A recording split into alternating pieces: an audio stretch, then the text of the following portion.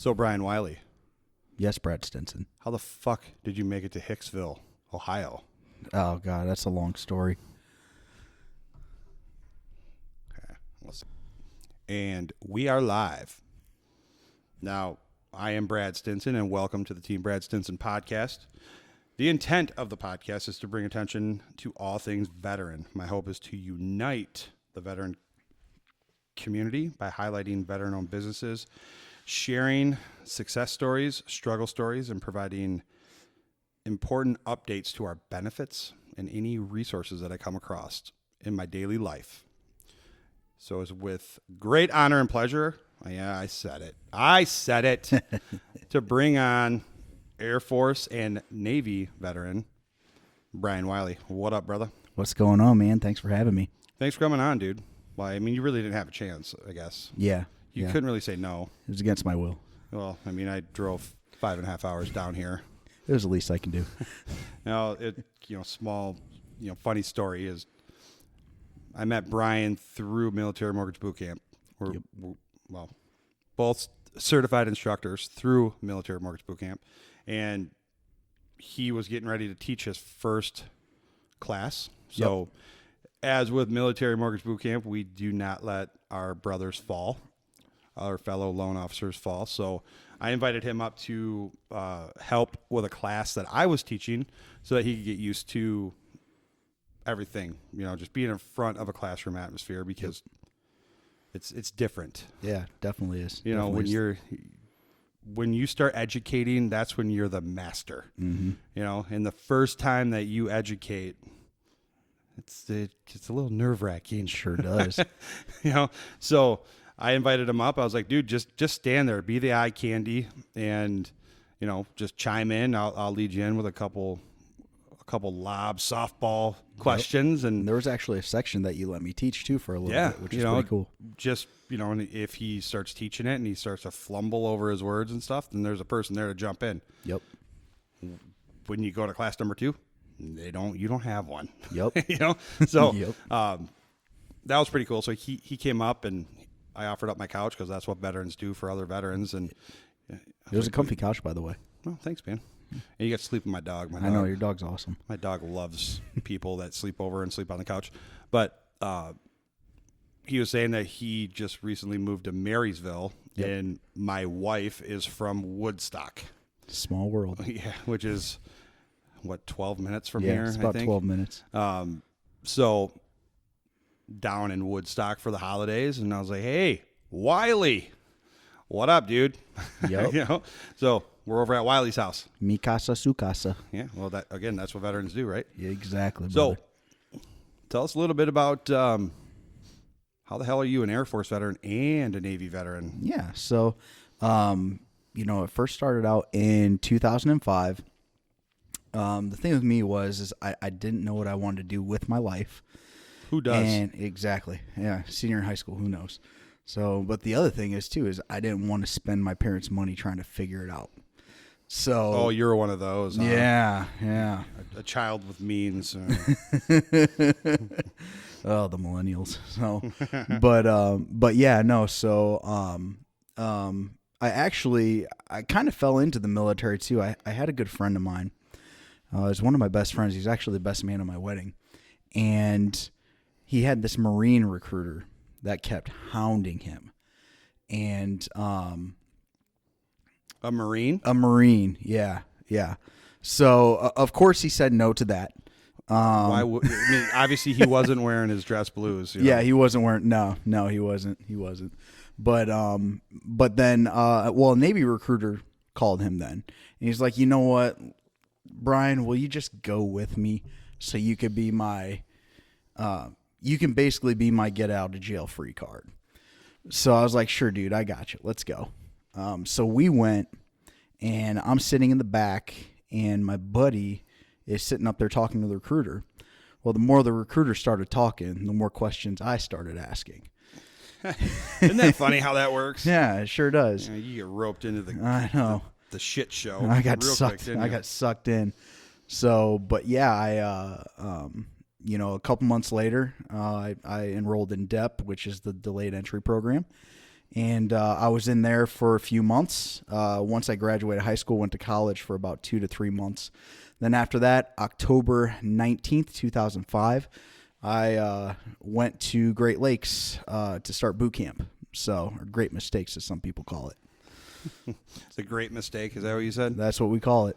So your boot camp was up in Chicago or Yep, yeah. Yep, Great Lake, Illinois. So Awesome. yeah, it was nice and cold, right in the wintertime. So how did you?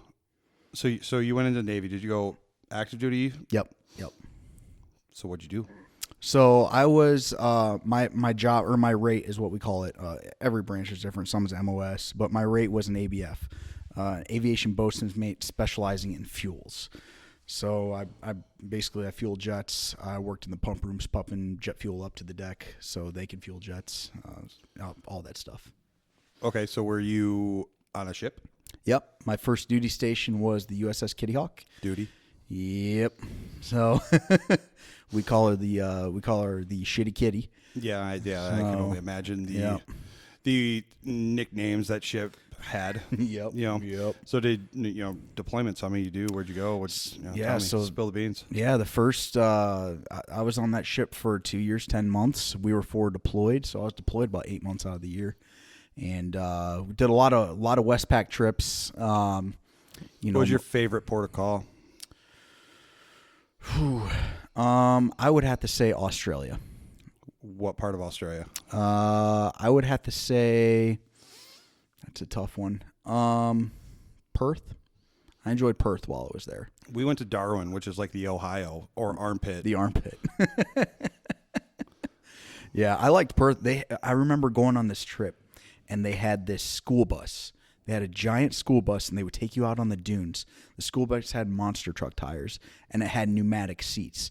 So you would sit inside the school bus, and you would bounce up and down as this bus was taking you up and down the dunes. And I remember them taking us to the top of these sand dunes, and we went sandboarding. So it was pretty fun. That was the most memorable. Yeah, that's awesome. We went to Darwin. We had a CAX with some multinational CAX and Marine Corps, true to form. 24 hours, Liberty, turn 2. All right, we only have 24 hours in Darwin. Game on. Let's go. Yep. Challenge accepted. Check. Here we go. Who's going? But anyways, so how many deployments in total did you do with the Navy? Well, if you count my forward deployed time, I would have to say seven. Seven deployments. How many years were you in the Navy? 8.5. I was active duty for 8.5 years. Nice. Yep. Did you when you were over in the combat zone, did you get off ship or were you on ship the whole time? No, we didn't. We were more of the taxi service for the Marines. So I remember we went over to Kuwait. You. Yep. We're here for you. But yeah, we went and dumped the Marines off in Kuwait, and I remember we actually had a nice 3-day sandstorm when we were out there, so that was a pretty fun time. Yeah, but you were on ship, dude. Yeah, I know. Yeah. The aftermath was pretty brutal, though. We had to. I remember watching people wash down all those aircraft. That was pretty. You had to turn on the hose and spray off the deck, spray the sand off the deck. The struggle was real, man. It was real. I think my favorite port of call was Hong Kong. Oh yeah, because we were there for the Chinese New Year, mm-hmm. and you just don't realize that Hong Kong is a huge city. It is, and there's a lot of money there. Did you come in on ship? Yes, we were on ship. There's really no pier. So they had there's to nowhere dock you out and boat you in. So we had to take I don't even know what they're called, but they're small little taxi boats, if you will. I remember puking my guts out on one of those. You would. You would. I was fortunate enough to where I didn't get seasick. Mm-hmm. So when we were coming back, we were going across the China Sea, and we hit I think it's called typhoon or cyclone, or like their equivalent to a hurricane. Yeah, it was brutal. And oh my God, it was awesome, dude. Yeah, we were on the LSD Pearl Harbor, and our berthing was at the bow of the ship, so the very front. Oh yeah, so you rocked good. Oh yeah, man, it was awesome, dude. Like me and 3 other guys, we laid poncho liners down on the berthing floor, and we just went zipping. Every time we went up, we would zip one way. Every time we went down, we zipped the other way. And sorry if you're Mexican, but all the Mexicans on, in our battery, they were all sick. Like, every single one of them. Like, it was hilarious. So, not only do they get seasick really, really quickly, we also found out that they have the world's most sensitive skin. Oh, okay. Because we found out that if you put Gold Bond, like the foot powder on your body, it actually like feels like you're cooling down. Really? So out in the desert. So, jeez, wish I would have known that years ago. I would take a pack full of blue Gold Bond out to the field, and every chance I got, I'll dumping that shit down my back and, just to cool down because it's so hot out there. Yeah. And one of the Mexicans, Sanchez, he poured it on his chest and it went down his shirt into his pants. Oh. And this dude he bent over, fell down on the ground, and he was damn near in tears. Yeah. It's like, dude, what? Are you kidding me? Like, is it really that bad? And all the other Mexicans confirm that, our skin is super sensitive, yo. Yeah. Well, who knew powdering your balls could hurt so bad? Well, he found out. Yeah. Yeah. Yep. His loss. Whatever. More powder for me. There you go. So, that's awesome. Anyways, we went to Hong Kong. I went to Hong Kong. We always went around Thanksgiving time because I remember we would always have reservists that would come on the ship when we would go to Hong Kong because they wanted to be able to do their Christmas shopping in Hong Kong. So I always got a kick out of that. I was like, there's so many better things you could be doing, but you'd rather be in Hong Kong Christmas shopping. Okay. It's so weird. Okay. Whatever. All right. So when did you get out of the Navy? So my official EOS was 28 May 2014. I took 42 days of terminal leave prior to that. So I was actually, we had my oldest daughter in February, and I was only active for a few weeks after that, and then I dropped terminal. So it's pretty good. That was a pretty good time. Okay. So how'd you get in the Air Force? Well, I was actually trying to go into the Navy Reserves, and when fiscal year October came around, the Navy opened up with zero manning. They had no positions available at all. So no positions available. I'm like, okay, well, in the military, we get free TRICARE, free dental, free all that stuff. Well, I don't want to go into full-blown civilian sector paying $800 a month for this shit. So I'm like, okay, well, I'm going to do the reserves and pay 200 and some odd bucks for my family. So the Navy didn't have any manning open. Basically, the Air Force had plenty of slots open. So they said, you can keep your rank. You don't have to go back to boot camp. Come on over. I said, okay.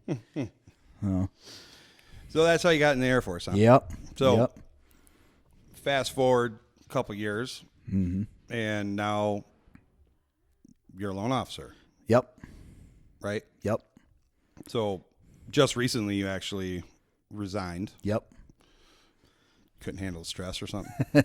Something like that. So, Brian and I have been talking. When did you resign? About a month ago? It was about a month ago. So February 28th to be exact. He resigned. There's a whole multitude of reasons why.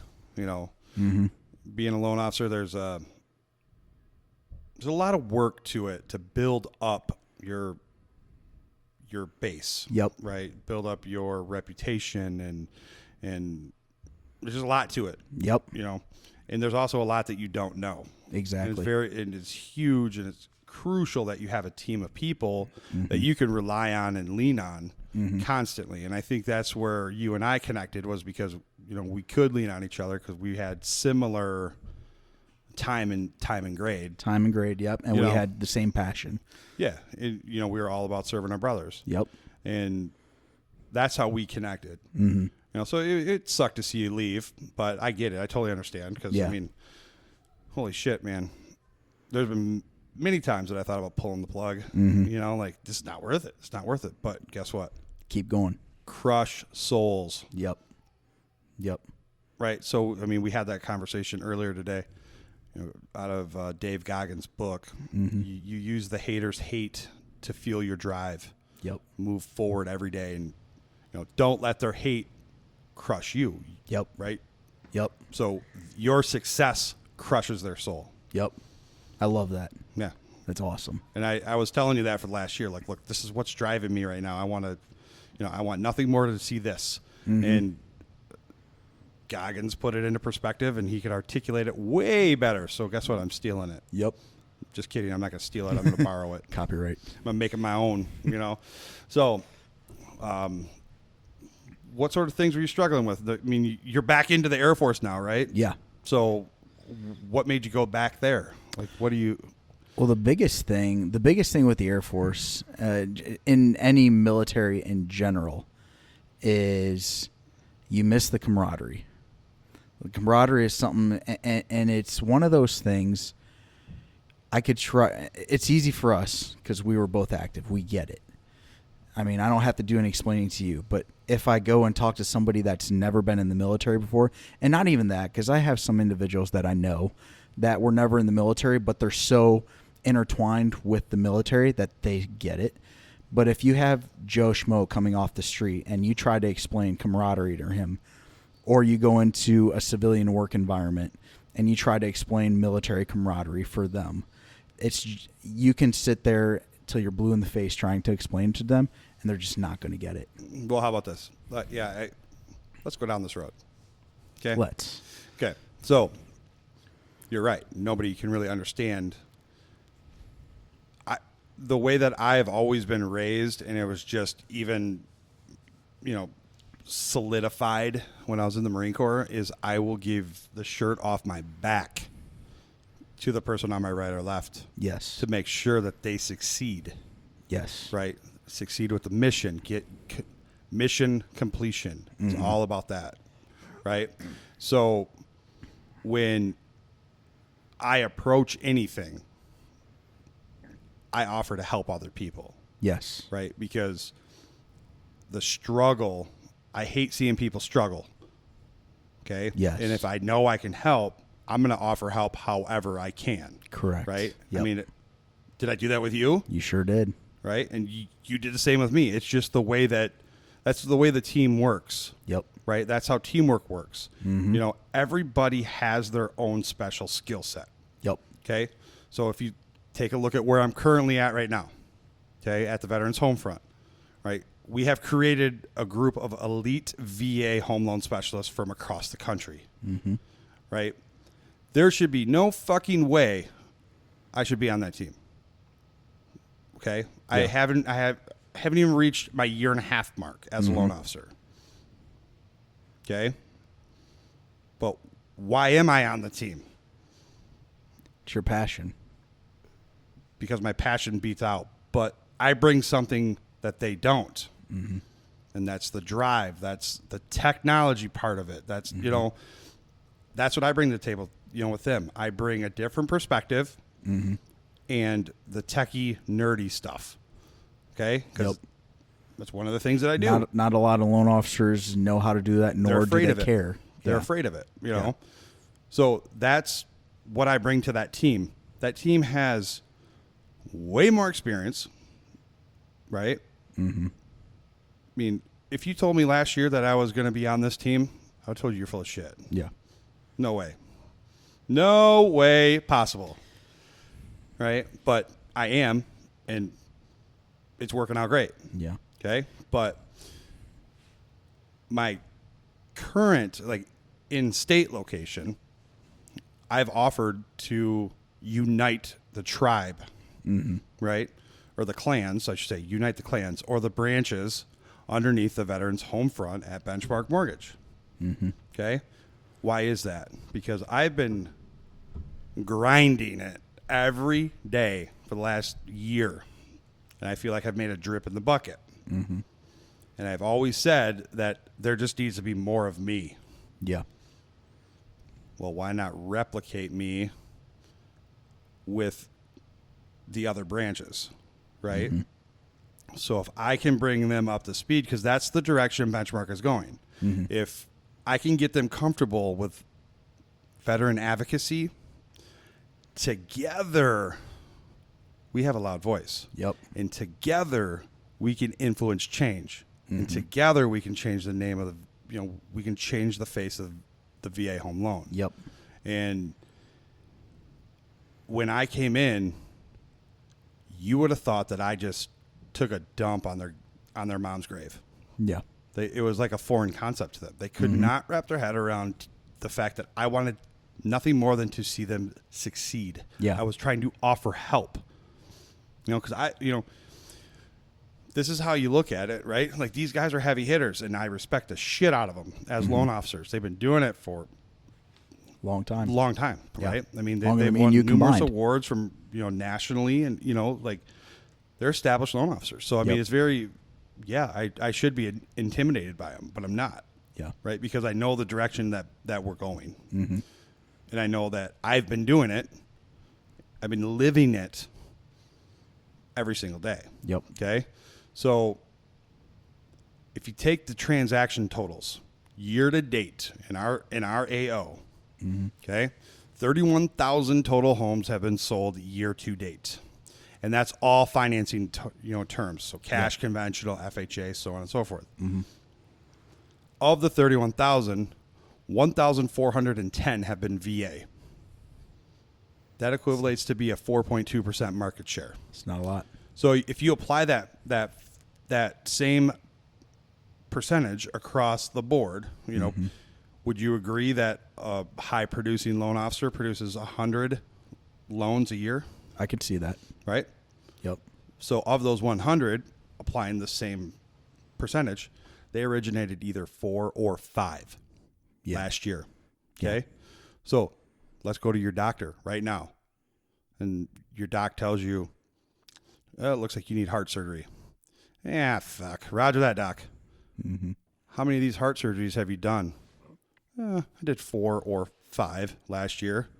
What you, as a patient, are going to go, well, shit, no, I'm going to go to a specialist. Yep. Right? Correct. I'm going to go to a heart specialist. Well, that's what I bring to the table as a VA home loan specialist. Yep. Because even in my piddly 1.5 years as a VA home loan specialist, I've originated more in that short amount of time than these guys have in their entire career. Correct. What'd you say the number was with you? How much? What's your percentage of VA? 95%. 95%. Pretty impressive. Yeah. So I'm over 30. Yep. Approaching 30. Over 30. I will be over 30 by the end of the year. Yep. So it's just, that's insane. Yeah. And that's how I know that what I'm doing is right. And I was right all along. And I was crush their souls, man. And the other thing you have to think too is not many loan officers in their first 2 years do 30 combined. That's true. So that's very impressive. So, I mean, I didn't mean to go down that path and talk about me. I just was trying to back up the fact that nobody understands teamwork. Yeah. Like, they didn't understand it. Like, they thought that I was coming at it from a different angle. Like, what's in it for him? Like, it's all me. What is he doing? Why is he doing this? Like, I don't understand what he's trying to do. Yep. And it took multiple third parties to tell them he legitimately just wants to help you and see you succeed. Yep. Dude, okay. So even if all 10 loan officers from every branch at Benchmark in Michigan originates all the VA transactions next year, 1,410. Dude, that's over 100 loans a loan officer, just VA. Yeah. Who loses in that? Nobody. Nobody. Who wins in that? The freaking veteran. Yep, exactly. The most important part. Exactly. So I don't understand I guess it's because I've never thought with the scarcity mindset. The scarcity mindset is, everything is mine because we're going to run out of it. Yeah. If he comes in here and takes one loan, then that's one loan less that I. Yep. But which is the mentality of 99% of the loan officers. You know, and well, I wasn't here last month. I was at a different company. I was still doing the same thing. Mm-hmm. You know, so is it out of sight, out of mind, or is it the scarcity? You know, so it's the scarcity. I've never thought like that. I've always thought of if the abundancy mindset. Yeah. You know. Yep. It's we had a CEO that once said that we shouldn't be judged by how much we take. We should be judged by how much we give. Yeah, it's all about leaving the world a better place. Yep, exactly. You know, which, you know, you have two beautiful daughters. I have two daughters, and dude, I'm fearful of the world that they're going to grow up in. Yep. You know, or they're going to grow up to, not in, but to. Yeah. You know, there's a lot of entitled. Mm-hmm. A lot of, well, okay, I mean, I'll just say it. Everybody thinks that their opinion matters. Yeah. You know? Yep. Everybody thinks that they, you know, just because they did one good thing that they, you know, all of a sudden they should be given the world. Mm-hmm. You know, they don't understand how hard work and actually working towards things. Yep. Like, they don't understand how to do it. Yeah. You know, like my oldest daughter, it's a great example. She had one responsibility that was to put away the dishes. Mm-hmm. Well, there'd be days that she forgot to put away the dishes, and I'd have to get on her for it. Mm-hmm. There'd be days that she would put away the dishes, but then she'd put them away halfway. Yep. There's days that she puts the ice cube trays back in the freezer without putting water in them. Mm-hmm. You know, so it's like she never could just put the damn dishes away. Yeah. You know, like yeah, from beginning to end. You know, so my wife gets on me because you got to give some sort of positive, like. There's no I will give a positive, like, great job when it's earned. You know, like I am not going to encourage a half-assed or half-completed job. That just doesn't make any sense to me. Yep. You know, and so we got an argument about it because she's like, you're crushing her confidence. You're crushing her confidence. It's like, okay, let's go with your way. All right. Let's fast forward 4 years, and she has her first job at McDonald's. She just burnt her 5th bag of fries in the same shift. Yep. But it's okay. You know, this is not the first day that she's burnt multiple bags of fries. Mm-hmm. Her manager pulls her into the office and says, "What? Great job burning fries. Keep doing it because we totally can afford that loss. Yeah. Or bye-bye. I need your keys. Today's your last day. Get out of here." Exactly. Last time I checked, life does not hand out participation trophies. Exactly. And the last time I checked, the world doesn't give a flying fuck about your opinion. Correct. And your feelings.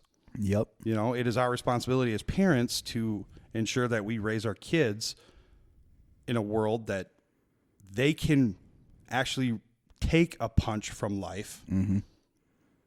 and get the fuck up and move forward. Yep. That's one of the things that I mean, we run into the same stuff, and I think all parents run into that. You know, it's a tough line that you have to follow. I mean, there's times with our girls where our biggest thing is trying to get the girls to eat. Oh yeah, dude. Yeah. Like, wow. Actually just sit down and eat. Yeah. You know, they just want to go do this. I want to play here. I want to play there. And then at 8:30 when it's bedtime, yeah, I'm hungry. And Dad's in the corner banging his head into the drywall trying to figure out why they're not eating. So, eat your damn food. You know, exactly. But you know, the thing that we used to do is and that's the hardest part as a parent, is trying not to cave in to your children. And I remember, you know, when our kids were younger, they wouldn't eat their food. We would still reward them with a treat or ice cream or something like that. Yeah, that's hard. Yeah. And now we've kind of gotten to the point where it's like, all right, we're setting the timer. You have 20 minutes to eat. If you do not eat, and if all that food is not off of your plate, no dessert. You do 20 minutes? 20 minutes. That's what they probably did that in Navy boot camp too, didn't they? Yeah, we would have waiters that would come around and give us food and everything. You want lobster or steak? Actually, I'll tell you a funny story. My first drill weekend when I was in the Air Force, I had to go to it's not a galley. I thought it was called a galley. Apparently, the Air Force does not call the dining facility a galley. It's a DFAC. So I went to the DFAC and I got my food. Food was amazing, by the way. Eggs to order. It was fantastic. Eat shit. And as I'm taking my tray and plate over to sit down, I'm assessing everything to see, okay, once I'm done eating, where do I need to put my tray? Where do I need to take it? All that fun stuff. So I was sitting there and I saw two gentlemen just stand up and leave. And I'm like, what is going on here? So I asked another guy that was sitting beside me, I said, hey, where do we take our trays when we're done? And when we're done? He said, oh, you just leave them there. Somebody will come pick them up after you're done. Shut up. Dead serious. What? It was funny because we actually had a couple of Marines that joined the Air Force Reserves as well. And I walked up to these guys and I was like, dude, they just took my tray. He's like, no shit, they did the same thing to us. We're both sitting here trying to figure out what the fuck's going on.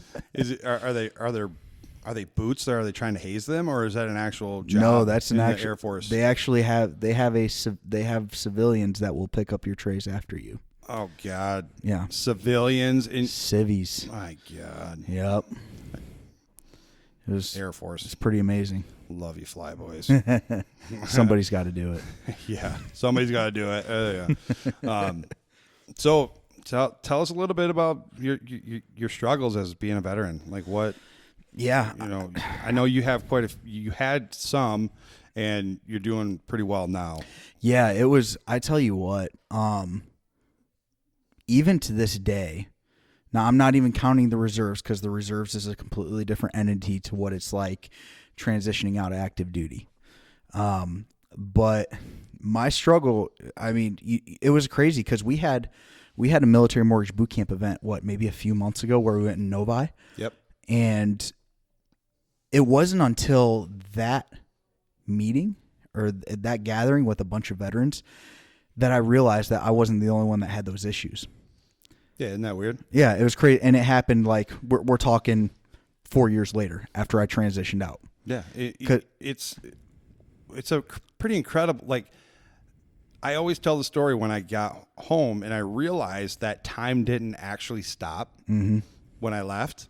Yep. Like it seems so stupid. It's such a stupid thought, Like, well, yeah, no shit. Time doesn't stop. Time doesn't stop for anybody. But you just can't wrap your head around the fact that, when I left, all my friends were in college. We were eating top ramen and drinking PBR. Yep. Top shelf my stuff. little brother was not even in high school yet. I get out, my little brother's graduated. Like he's now moving to college. Yep. All my friends graduate college. Yep. They're engaged, having babies, married, buying homes. Like, holy shit, time did not stop, Yeah. But in my mind, I was still that 22-year-old coming back. Yeah. It's so weird how that works, isn't it? Yeah, it is. And I think we have with me and your situation with transitioning out, it looks different, but when you take a step back and you look at the nucleus or the core of everything with the transition, our transitions were similar. Like I know listening to your story, you had you had a little bit of depression, and I had depression, and I didn't even realize it. Yeah, I didn't realize it either. I didn't realize I was spiraling out of control. I wasn't spiraling out of control. It was just I didn't know I didn't even know how to process anything. Like the hardest part for me was the fact that my family, my brothers, these guys that I've been so tight with over the last 4 years, I had to leave them in Iraq. Yeah. Right. So there was literally nobody that I could lean on that I thought that's how I thought. Same here. So how the hell am I going to get a hold of these guys? Because back in my day, it was just a phone card. Yep. So the only time I could talk to them was when they called me. Mm-hmm. Well, nobody has each other's cell phones written down in their address book. Yeah. It was always in their phone. You don't But bring you can't your use your phone phone. with your, like back then it was, cell phones were nothing like that. I mean, it was the first iPhone came out when I was deployed. Yep. My last deployment. So the original iPhone. Yep. And the brick. Yeah. The piece of shit. I mean, that thing was horrible. I had it. I bought it. Mm-hmm. And ever since that first iPhone experience, it jaded me so bad that I swear off Apple from there on out. Yeah. I'm the biggest anti-Apple guy you'll ever meet. Yeah. I got me an Apple. It works pretty well. Add it to the list of things that are fucked up about you. Says the Air Force guy. And he's a Buckeye fan, and just the list goes on and on.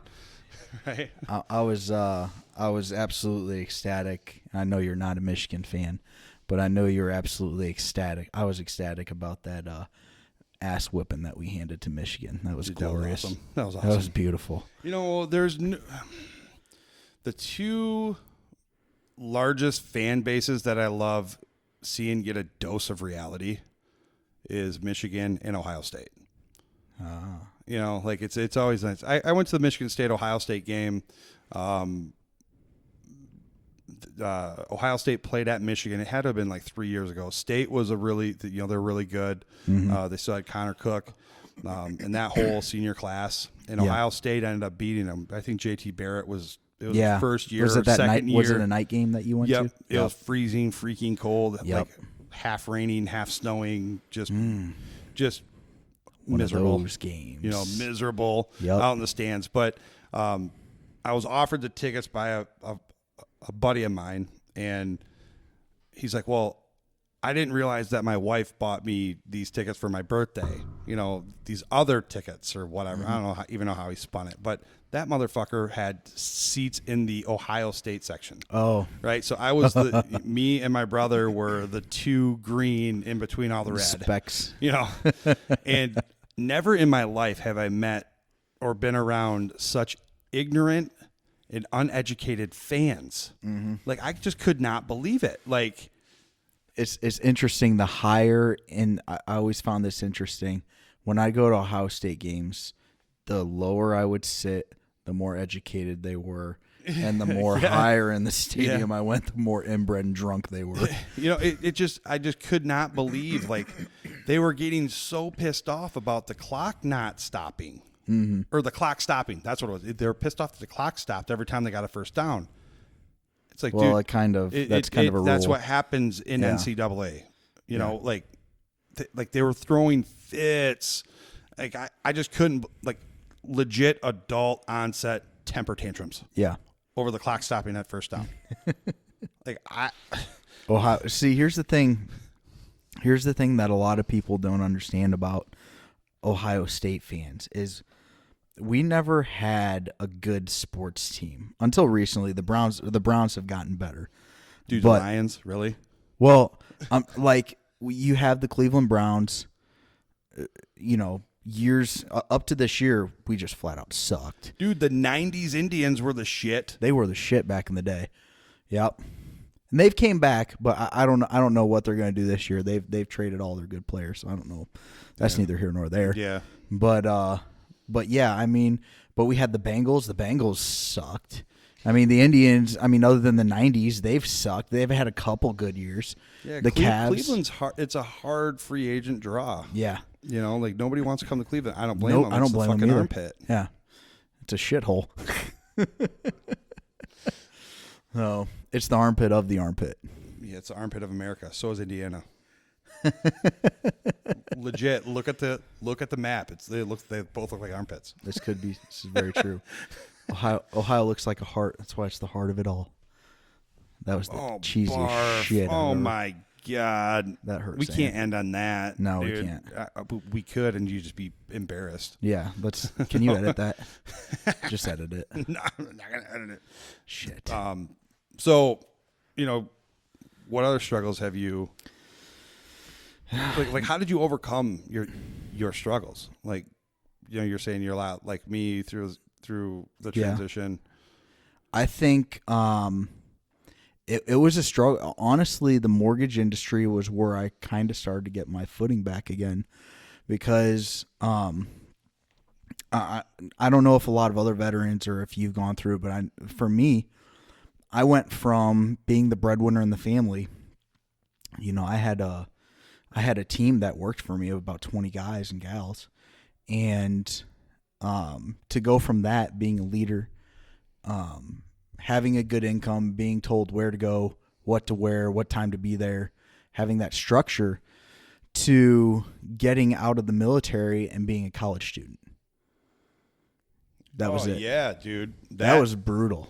Yeah, man. Because you want to talk about self-worth destruction right there. Or, dude, I was getting so pissed off at the kids that were doing the shit that I used to do when I was 18. Yep. Like, oh man. You feel like Billy Madison, don't you? Going to school. Dage. But it was weird, like, going back to school for me, because I always knew I was like kind of smart. I just never applied myself. Yes. Well, when I went back to college after the Marine Corps, I was like, this shit's easy. Yeah. Like, oh my God, this is like the easiest freaking thing. And yeah. So what I would do is I'd go balls to the wall for about a month and a half, and then to the point where I could just do absolutely nothing the rest of the semester. Yep. And pass this with a C. So that's what I would do. Well, it was interesting for me, and this kind of tells you the difference of, like, I'm right there with you. I got exactly where you're coming from with. I knew I was smart. I just wouldn't. If something didn't interest me, I'm gone. You lost me. Yep. So take high school, for example. I will tell you that I was ranked 102nd out of 110 kids. That's an Ohio education. And that's people. an Ohio education, yeah. So one of the best. But then when I went to college, I was a 3.9 student. Yeah. And I was an honor student. Because awesome. I finally found something. I found something that I enjoyed. Well, I mean, you had a purpose, or like a purpose behind what you were doing. Yeah. Whereas when you're 18, that's hard to have that purpose. Yeah. You don't understand. It's hard to understand. Yeah, it's hard to really grasp it. I mean, because high school does such a fan-fucking-tastic job teaching to these standardized tests that do absolutely nothing to really prepare you for the real world. Or the math. I'm not ready for the math. Dude, the Common Core math will fuck you up. Yeah. Believe it or not, when I went back to college, I ended up, like, my first day, I was enrolled in MA 104, right? Because you need to take two math. You need to take basic math. So MA 104 was like college algebra or whatever. Yeah. Right? And I'm sitting there, and she's writing stuff on the board, and I'm like, what the fuck is that? Yeah. And then I started like really thinking about it. I was 28 when I went back to school. Yeah. The last time I took an algebra class was in 9th grade, 1996. 15 years old, roughly. Yeah. So, like, we're talking 13 plus years. Yeah. Years, right? So, and then on top of that, it was Chicago math, which, it really, like, built off of your foundation. Yeah. So my foundation, in Chicago math, you only need to count up to 17 because that's how many bullets go in the magazine, right? I think so. Depends on the gun. Yeah, depends on the gun. So, like, my foundation sucked. So you can't go anywhere if you have a weak foundation. Yeah. Right. So I ended up deciding to take what I called math for idiots. Gotcha. I was going to say something else, but yeah, I decided not to. There you go. Smart man. Trying to be a little bit politically There you correct. go. Math for mentally challenged Marines. How about that? Yes, that sounds better. So it was MA 97. It was a class on the very first day. The teacher takes out a dry erase marker. She draws a line, and then she draws ticks on the line. And she's like, this is a number line. I'm like, okay, what the hell? And she writes, this is 0. 1 dash on the number line equals 1. It's an integer. And I'm like, oh, geez, this is going to be a long semester. I could not use a calculator. Oh, God. So God. we went through like multiplication, long multiplication, Yep. long division, all that shit, fractions and whatnot. It sucked balls, man. Mm-hmm. It was horrible because and on top of that, it was accelerated because it was one of those spring ones. And so you were in the accelerated. Okay, yeah. I thought you were like accelerated, like I'm in the accelerated like dumb class. No, like that would just be a normal class if it's accelerated dumb class. It's like, what are they doing? So I took it, and it ended up being one of the greatest things I've ever done to help teach my daughter how to do Common Core math. Yeah. It still does not make sense, Common Core math, but I was able to actually teach this to my daughter, because the Common Core math just doesn't make sense. Well, yeah, I remember watching a video on it, and it was like, I want to say it was like do 35 times 12. And this lady, she drew a box and she basically made 4 boxes inside this box, and she started doing numbers on the side. And I'm like, why didn't you just put one over the other and just do the multiplication that way? Yeah. And I'm like and at the very end, that's exactly what they did. I'm like, why did you go through these 7 steps to get to the same step that you would have just done in the beginning? Well, because they're trying to, I understand the logic behind it. They're supposed to be creating like a problem solving, like outside the box type thinking. Yeah. Right. But every single person that I've talked to that is of adult age that have gone through Common Core math cannot solve problems for fucking shit. Yeah. They need that calculator. They're paralyzed. Yeah. By having to do any sort of problem solving. Like I see it in my daughter all the time. She's 13. She's short. She's always been short, and she will always be short. Yes. So this isn't she didn't just wake up one day and, I'm short. Oh shit, I'm short. Yeah. So again, go back to her first, her job, putting the dishes away. Yep. Well, when she has to put the cups on the top shelf, there are days where she just stops and she's paralyzed. Like, I don't know how I'm going to get the cups on the top shelf. Yep. Get a damn stool. Yep. Problem solved. Problem solved. Yep. Exactly. I love my daughter to death. I'm not trying to talk shit about it, but that's just like a byproduct of These are parent struggles. These are real parent struggles. Yes. I mean, it's true. It's really, really true. Yep. And when I was at Planet Fitness, we paid our employees peanuts and Cracker Jacks. And what does that resonate to? That resonates to a lot of college age students that we would hire. And piss poor work ethic. I think that's another thing too. No, because I like when I first started there, I got paid, piss poor. Yeah. The reason why I started there was because I just needed something to help me get through my last two cycles of college. Yeah. Right. So just a part-time job. That's all I needed. Yeah.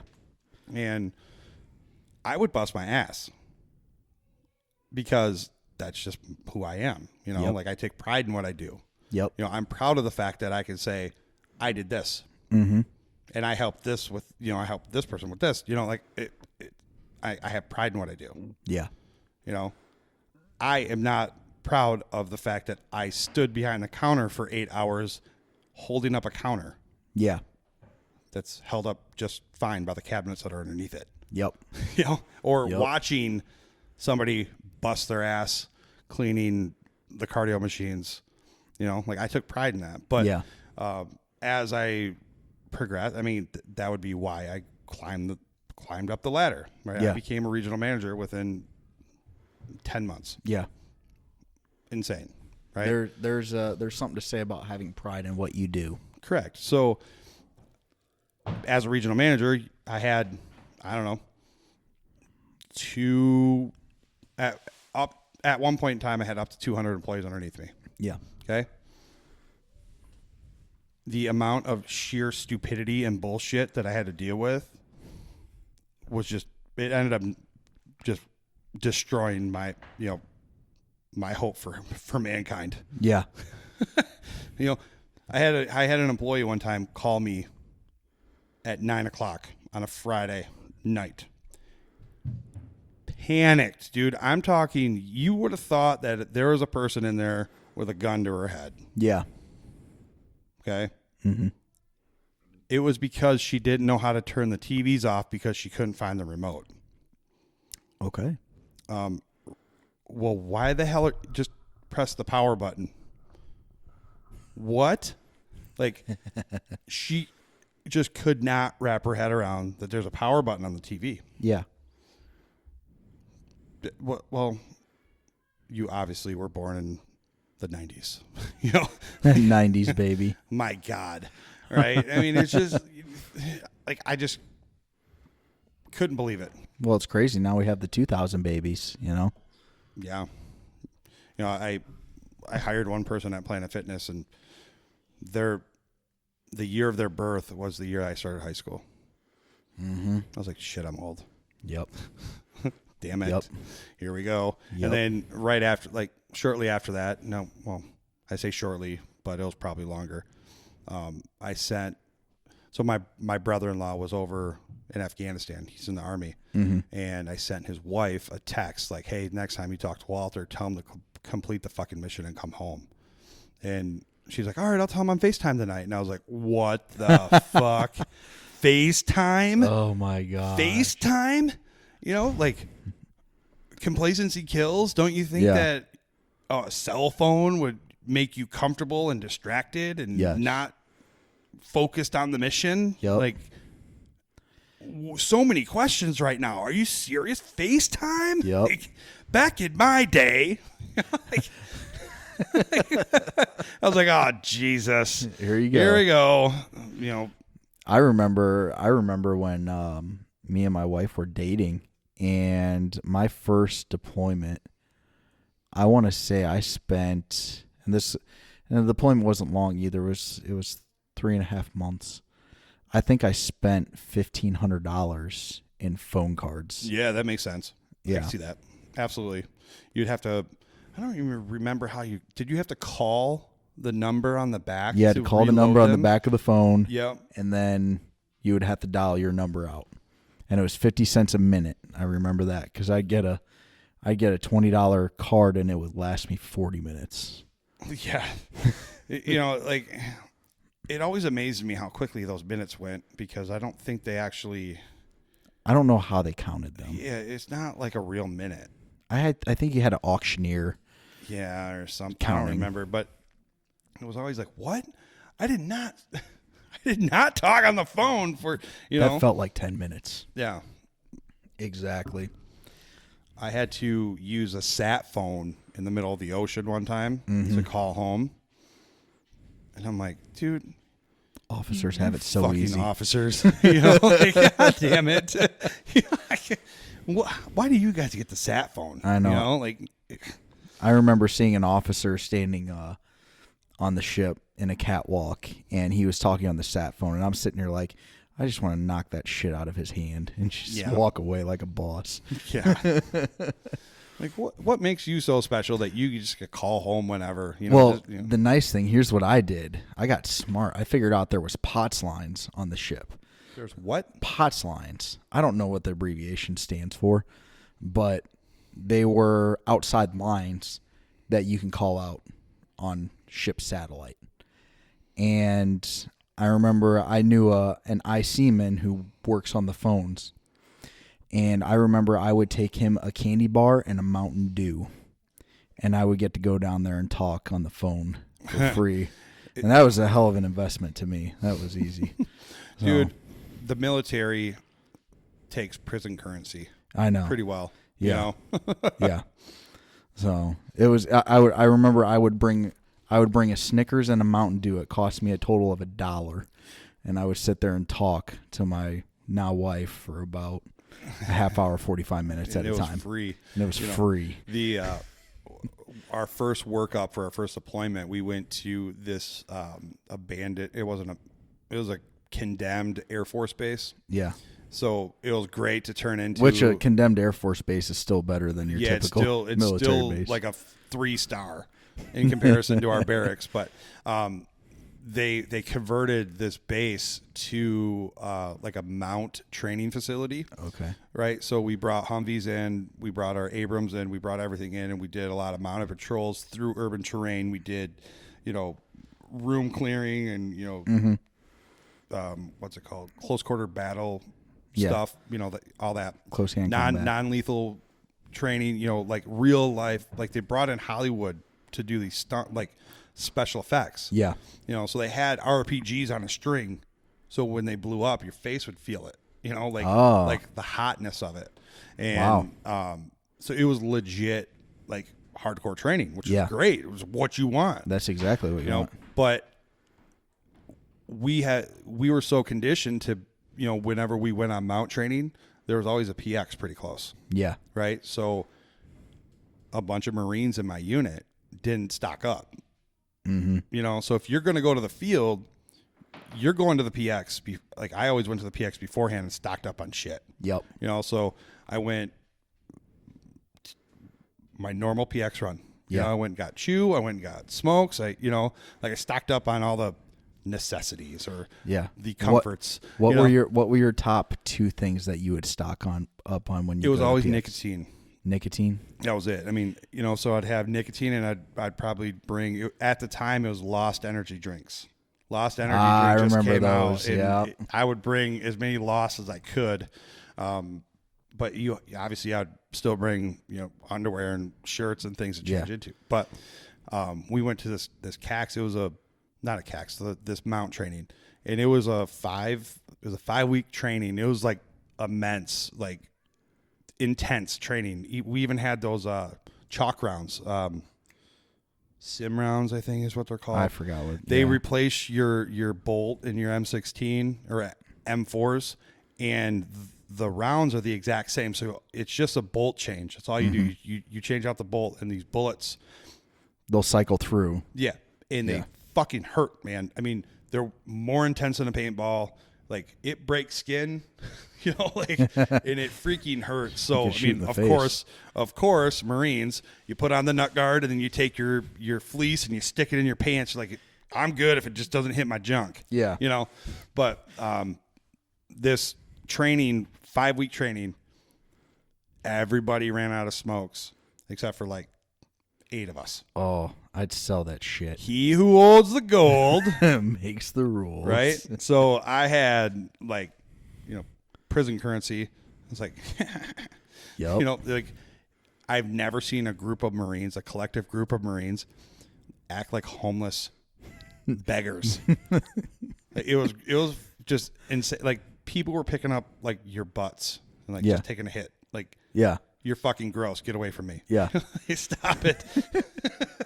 You'd pack cigarettes. Yes. That was the thing with us was Newports. Yeah. Newports were like gold. It's like, why? Why was it? Yeah. Newports were like heaven. I don't get it. I don't get it either. It's like, whatever. So my top 2 things when I was when I'd go on deployment was Lysol spray. Oh yeah, well yeah. And 2-ply toilet paper. 2-ply? Yeah, you got to have that 2-ply. Dude. Okay. Well, you never went to the field. You always had a shower. Always had a shower. So yep.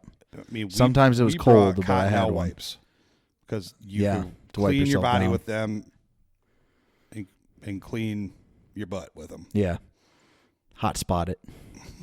You get all the hot spots.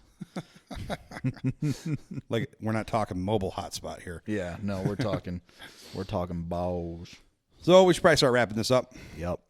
Any advice for any veterans that are still paying attention because you're pretty fucking boring, Brian Wylie? I feel like it. Keep crushing life. When you transition out of the military, I would find yourself a group of individuals to rely on, because the one thing I noticed is there's a common thread with me and a bunch of my brothers and sisters, and that is if you fall, you always have somebody to help pick you up. Absolutely. Absolutely. That was the biggest thing for me. If I could take anything away from me getting out, it was finding other brothers and sisters that were in that same fight, and kind of metaphorically speaking, hop in that foxhole with you and help get you out. Yeah, and it's hard. It's hard for a veteran, an out processing, recently discharged veteran to do that. Yep. And I get it. I totally get it. Yep. When I got out of the Marine Corps, I wanted nothing to do with the fucking Marine Corps. Yep. It took me 5 years to do it, to be comfortable with it. And, you just got to you have to get over it, man. Yep. If there's been a lot of studies that show if within the first 6 months of getting out is when everything shit falls. Yeah. It crumbles. Everything crumbles. 6 months is when you bottom out. Yeah. And I that's could when see all that. Most of the divorces happen. Yep. If you were married while you're in, most of the divorces happen within that 6 months. You really comprehend, like you can really, shouldn't say analyze, but you can finally wrap your head around what you did. Yeah. And where you're at now, and all the struggles that we just shared with you, come to light. Yeah. And at that 6 month turn is when people start to either lean on drugs, alcohol, or both. Yep. The things that they should not be leaning on. Yep.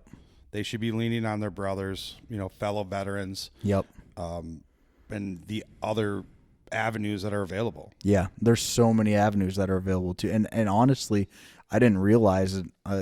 Even when I started work with Military Mortgage Boot Camp, a lot of my eyes were kind of opened up to a lot of stuff. But I mean, when I was transitioning out of the Navy, it's called TAP GPS, Transition Assistance Program. I don't know what the GPS stands for. Global Positioning System. I don't no idea. Probably some stupid abbreviation.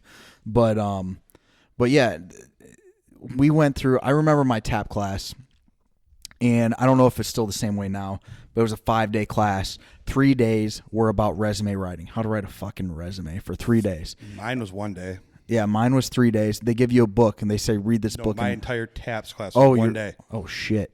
Yeah, see, right before I got out, they mandated you had to do a full week, 5 work days. Yeah, okay. So let's go ahead and teach these fantastic ideas to active duty personnel that all they really give a shit about is getting out and going home. And the other thing, too, is I remember going through my TAP class, and I always questioned it because you always had vendors there trying to hire you. But none of them were civilian vendors. They were all Secret Service. They were all government entities. And I'm like, half of these motherfuckers don't want to have anything to do with the government. Not necessarily the military, the government. They're just done.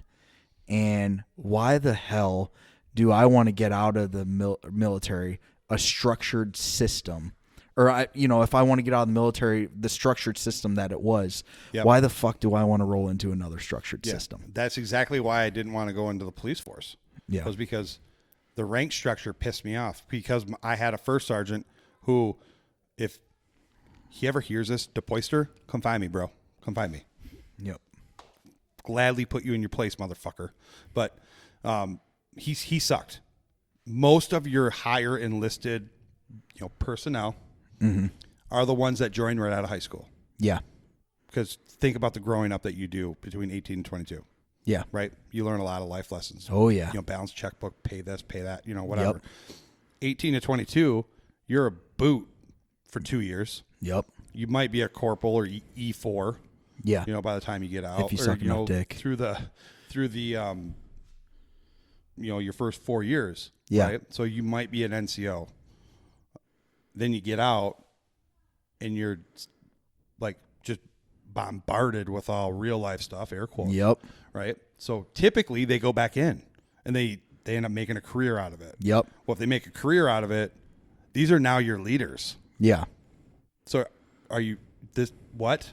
Yeah. You know? And the worst thing was too is now you have these leaders trying to have influence on these younger people, and here you and I were, hey, we don't want to make a career out of this. Oh, you're gonna fucking struggle when you get out. It's gonna suck for you. Like, yes, and he was one of the ones who's like, "You're an idiot, Stinson," because his tongue was like really heavy, so he couldn't say my name. It's like, Stinson, you degenerate fuck. You know, he ate too many crayons in his day. Or I guess the crayons laced with whatever. He ate the toxic crayons. That's what he did. He ate the toxic. God, crayons. man, and it's like, dude. So you moronic buffoon are leading us into combat. Like, we're going over to Iraq as an infantry unit. Now I shot artillery, so we're going overseas as an infantry unit. Yep. That means ground troops. You are going to lead us into battle? Like, no. Yeah. No. Update that will. Yeah. Dude, it was just fucked up. But anyways, so thanks for coming on the podcast. Thanks for having me, man. It was a blast. We'll have to do it again. Definitely. You can come hang out in my basement anytime. No homo. I hope the sound worked out well, and who knows? Maybe I'll come here tomorrow. That sounds good. I'll be around. All right. My name is Brad Stinson. Thanks for listening. Get after it. Semper Fi.